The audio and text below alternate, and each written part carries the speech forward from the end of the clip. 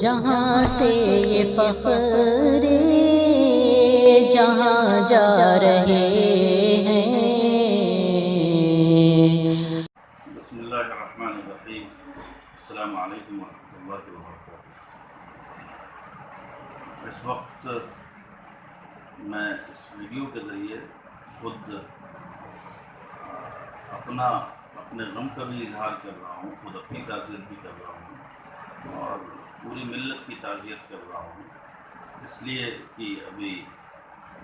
2-3 روز قبل ہماری ملت کا انتہائی قیمتی سرمایہ ہم سے چھن گیا، ہم سے رخصت ہو گیا۔ مولانا امین عثمانی ندوی رحمۃ اللہ علیہ، جو اسلامک فقہ اکیڈمی انڈیا کے سیکریٹری تھے، ان کی رحلت پر سوائے اس کے کچھ نہیں کہا جا سکتا ہے کہ ایک آفتاب تھا جس کی روشنی سے بے شمار لوگ فائدہ اٹھا رہے تھے، وہ آفتاب غروب ہو گیا۔ ایک شمع علم تھی جو جل رہی تھی، اس شمع کے بجھنے سے پروانے گویا جیتے جی مر گئے۔ ایک سرمایہ فکر تھا جس کی فکری کرنوں سے نوجوان بہت فائدہ اٹھایا کرتے تھے، لیکن افسوس کی بات یہ ہے کہ ایسے وقت میں وہ نوجوانوں کو چھوڑ کر کے اس دار فانی سے حیات جاویدانی کی طرف منتقل ہو گیا۔ مولانا امین احمد عثمانی صاحب رحمۃ اللہ علیہ بڑے قیمتی آدمی تھے اور بہت ہی صاحب علم، صاحب فکر، جہد مسلسل کے پیکر، اور جو چیز ان کی آخری درجے کی قابل تقلید اور لائق نمونہ تھی وہ یہ کہ وہ بے انتہا مخلص تھے، پردے کے پیچھے رہ کر کے کام کرتے تھے، وہ لوگوں کو پہچانتے تھے، جوہر شناس تھے،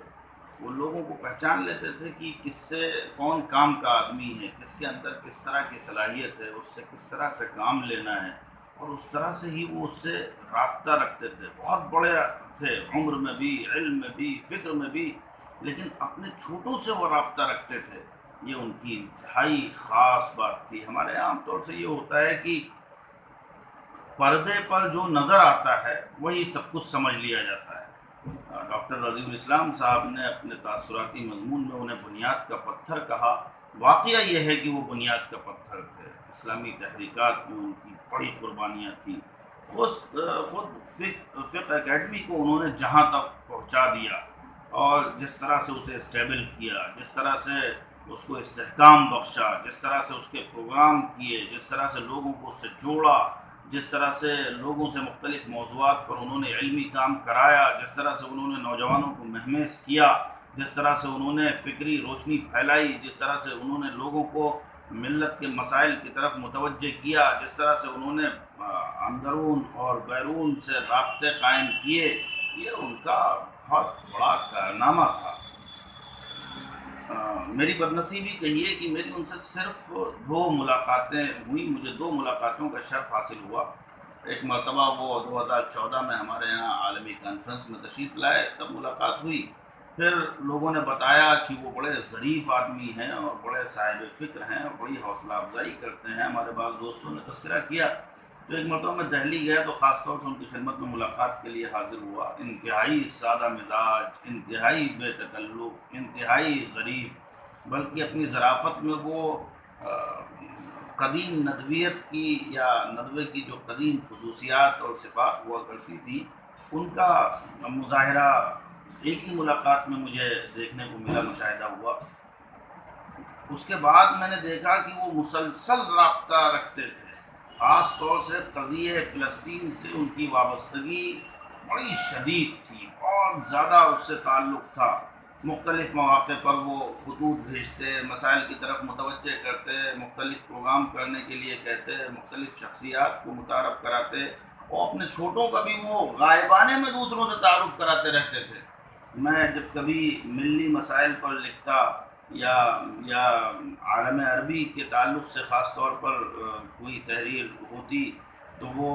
حوصلہ افزائی کرتے، مشورے دیتے، مفید مشورے دیتے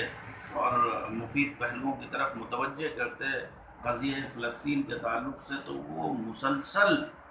بالکل سرگرم عمل رہتے تھے، گویا وہ ان کا اوڑھنا بچھونا تھا۔ ابھی جب CA/NRC کی تحریک چلی تو بھی وہ مختلف مواقع پر مختلف مشورے دیتے رہے، کرنے کے کاموں کی طرف متوجہ کرتے رہے۔ ایسے لوگوں پر بھرپور طریقے سے نہ صرف اظہار خیال ہونا چاہیے بلکہ ان کے ان کارناموں کو منظر عام پر لانا چاہیے جو انہوں نے پردے کے پیچھے رہ کر کے انجام دیے ہیں، جس کے پیچھے ان کا خون اور پسینہ دھونوں لگا ہے، بڑی جافشانی کے ساتھ جو خدمات انہوں نے کی ہیں، لیکن منظر عام پر جو لوگ نظر آتے ہیں کریڈٹ عام طور سے ان کو جاتا ہے، لیکن اخلاص کے اس طرح کے جو پیکر ہوا کرتے ہیں اور اپنے اخلاص کے باعث جس طرح سے وہ یعنی پس منظر میں رہ کر کے اپنا قائدانہ اور حقیقی اور کلیدی کردار ادا کرتے ہیں، میری خواہش ہے، میری تمنا ہے کہ اس طرح کے لوگوں پر خوب کام ہونا چاہیے اور ان کے کردار اور